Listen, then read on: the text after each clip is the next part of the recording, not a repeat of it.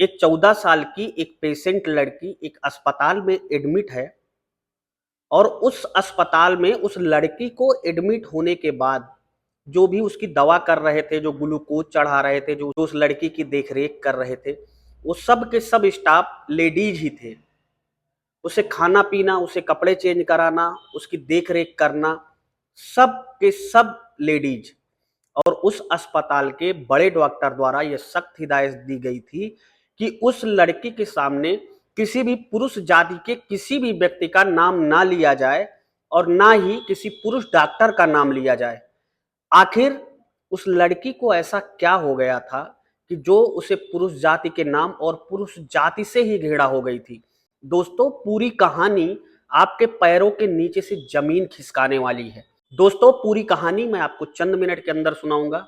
बस आपसे मेरी छोटी सी विनती है कि आप पूरी कहानी में आखिर तक बने रहिएगा।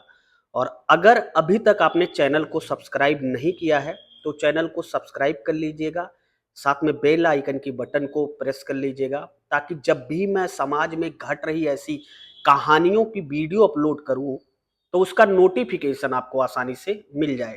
दोस्तों, जो आज मैं आपको सच्ची कहानी सुनाने चल रहा हूं, ये सच्ची कहानी है भारत के महाराष्ट्र राज्य से।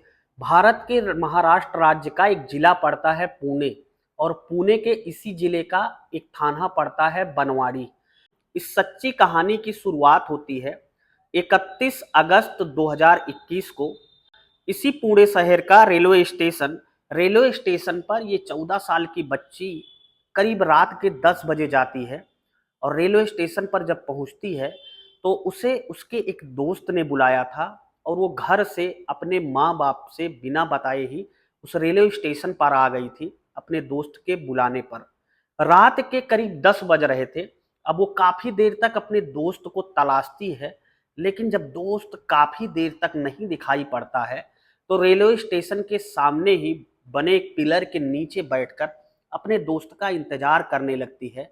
लेकिन जब रात्रि के 11 बज जाते हैं और उसका दोस्त नहीं आता है, अब वो यह समझ चुकी थी कि उसके माता पिता अब बखूबी जान गए होंगे कि उसकी बिटिया कहीं बाहर चली गई, या उसकी बिटिया के साथ कहीं कोई अनहोनी हो गई, तभी वो वापस नहीं आई। अब उसके माता पिता उसकी खोजबीन में लगे होंगे।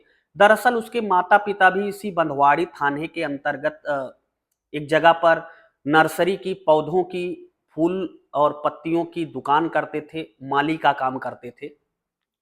तो लड़की उसी पिलर के नीचे बैठकर कुछ देर और इंतजार करती है, और उसके बाद अब बैठकर अपना सर नीचे करके रोने लगती है। अब वहां से बहुत लोग गुजरते हैं लेकिन लड़की को नहीं देखते हैं। अब कुछ देर बाद ही एक टेम्पू वाला आता है। टेम्पू वाला रुकता है और इस 14 साल की बच्ची से पूछता है कि क्या हुआ मैडम, आपको कहाँ जाना है? तो वो बिटिया कहती है कि मुझे कहीं नहीं जाना है। तो वो टेम्पू वाला पूछता है कि आप फिर रो क्यों रही हो, क्या हो गया आपके साथ? तो वो सारी दास्तां एक एक करके टेम्पू वाले को बता देती है कि मेरे एक दोस्त ने मुझसे मिलने के लिए बुलाया था रेलवे स्टेशन पे, और मैं अपने घर वालों को बिना बताए रेलवे स्टेशन आ गई हूँ। तो मैं अपने दोस्त का इंतजार कर रही हूँ, लेकिन मेरा दोस्त तो धोखेबाज निकला, वो मुझसे मिलने ही नहीं आया। अब मैं बहुत हैरान परेशान हूँ, आखिर करूँ क्या? टेम्पू वाला कहता है कि कोई बात नहीं, आप यहीं इंतजार करो, आपका दोस्त कुछ देर में आ जाएगा। अब वो कुछ देर वहां पे इंतजार करती है। करीब 20 से 25 मिनट बाद वही टेम्पू वाला फिर से उस 14 साल की लड़की के पास आ जाता है। अब लड़की जो को जब देखता है, लड़की उसी स्थिति में उसी पिलर के नीचे बैठ के अपने दोस्त का इंतजार कर रही थी।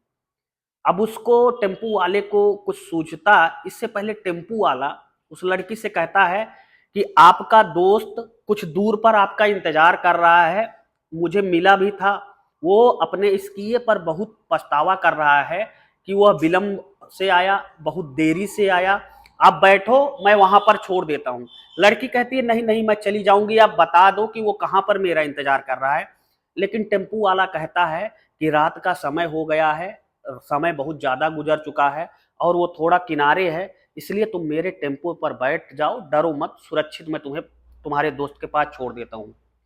अब लड़की से जब वो 30 वर्षीय टेम्पू वाला इस तरीके से बात करता है तो लड़की को लगता है कि शायद ये सही ही कह रहा है। लड़की बिना कुछ सोचे समझे उसके टेम्पू पर सवार हो जाती है। अब लड़की उस टेम्पू पर सवार ही हुई थी कि वो 2-3 किलोमीटर अपने टेम्पू को दौड़ाता है, तो लड़की कहती है कि भैया आप कहाँ लेकर जा रहे हो? तो कहता है कि दरअसल आपका दोस्त एक होटल पे खाना खा रहा है। अब वो टेम्पू को सीधा एक जंगल की तरफ लेकर चला जाता है और वहाँ पर रात में उसके साथ सुनसान स्थान पे, जहाँ पर कोई आता जाता ना हो, ऐसे स्थान पर पूरे रात भर उस लड़की के साथ जबरदस्ती बलात्कार करता है। पूरी रात गुजर जाती है, लेकिन ये टेम्पू वाला उस लड़की को छोड़ने पर राजी नहीं था। उसके साथ कई बार बलात्कार पे बलात्कार किए जा रहा था। अब अगले दिन का सूरज निकलने ही वाला था, तो वो लड़की को प्यास लगी थी। वो लड़की टेम्पू वाले से कहती है कि भैया मुझे पानी पीने को दे दो। अब वो 2 मिनट बाद ही अपने टेम्पू से पानी निकाल कर लेकर आता है, बोतल, और उस बोतल को उस लड़की को पकड़ाता है। लड़की काफ़ी तेज़ी से प्यासी थी, वो पूरी की पूरी बोतल का पानी पी जाती है। अब कुछ देर बाद लड़की पूरी तरीके से अचेत हो चुकी थी और यह व्यक्ति जिसने उस लड़की के साथ पूरी रात दरिंदगी की थी, उस लड़की को अपने ही टेम्पू पर लाद कर एक लॉन्ज में ले जाता है, एक होटल में ले जाता है और होटल के एक पीछे वाले कमरे में ऐसे स्थान पर उस लड़की को एक बेड पर सुलाया जाता है, जहां से अगर वो चीखे चिल्लाए तो होटल वालों को और बाहरी लोगों को किसी को कोई कुछ भी कानो कान खबर ना हो।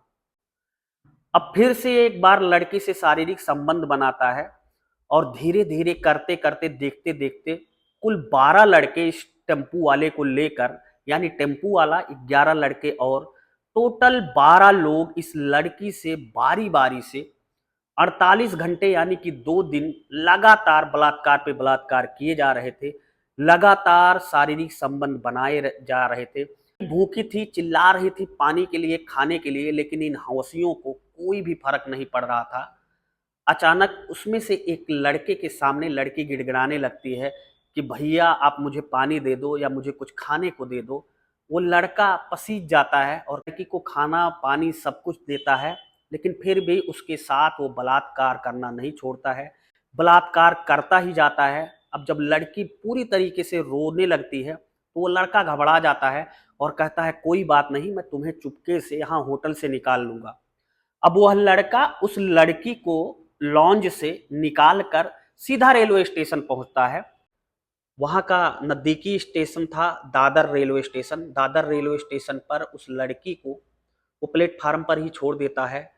लड़की के साथ 12 लोगों ने 24 घंटे से अधिक बलात्कार किया था, लिहाजा लड़की पूरी तरीके से टूट चुकी थी। अब लड़की रेलवे स्टेशन पर बैठे बैठे कुछ सोच ही रही थी। तब तक रेलवे स्टेशन पर सफाई कर रहे 2 सफाई कर्मचारियों की नज़र इस लड़की पर पड़ती है।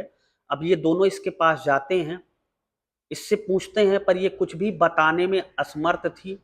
लिहाजा उन लोगों ने भी इस लड़की का फ़ायदा उठाया। वे दोनों लोग इसे बगल के ही एक रेलवे कॉलोनी में लेकर जाते हैं, जहाँ पर उनका कमरा मिला हुआ था, जहाँ पर उनका घर था। ये दोनों लोग भी बारी-बारी से उस लड़की के साथ बलात्कार करते हैं रात भर और अगले दिन और रेलवे स्टेशन के एक ट्रेन के एक डिब्बे में उस लड़की को बैठा देता है। अब लड़की का सफ़र शुरू हो चुका था। लड़की ट्रेन जैसे-जैसे आगे बढ़ती जा रही थी, लड़की को बिल्कुल होश-हवास नहीं था, क्योंकि इन लोगों ने उससे शारीरिक संबंध बनाने के लिए इंजेक्शन पे इंजेक्शन दिए थे, इसलिए उसे तनिक भी होश-हवास नहीं था। ट्रेन कई घंटों का सफ़र कर चुकी थी। वो लड़की जहाँ पर बैठी थी, वहाँ से हज़ारों लोग गुज़रे, लेकिन किसी को भी ये आभास नहीं हुआ कि इस लड़की से पूछ लेना चाहिए कि आखिर इस बच्ची को हुआ क्या है, आखिर समस्या क्या है, ये इस तरीके से मदहोश, बेहोशी की स्थिति में बैठी कैसे है।